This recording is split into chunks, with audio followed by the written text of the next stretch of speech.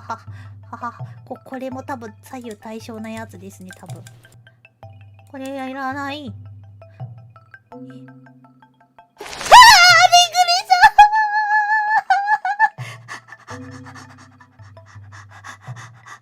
くりした。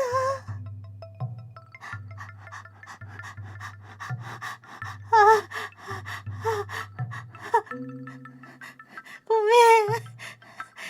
めっちゃびっくりしちゃった。突然。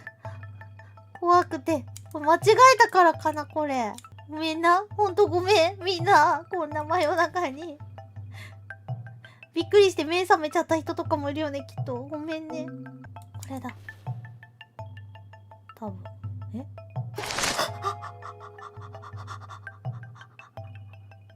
た。マジでびっくりするからやめてくれ。本当にびっくりした、うちは。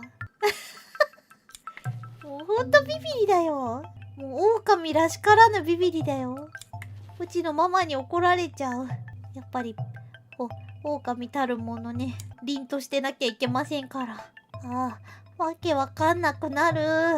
なんか爆弾の導火線切ってるみたいな気持ちになってる。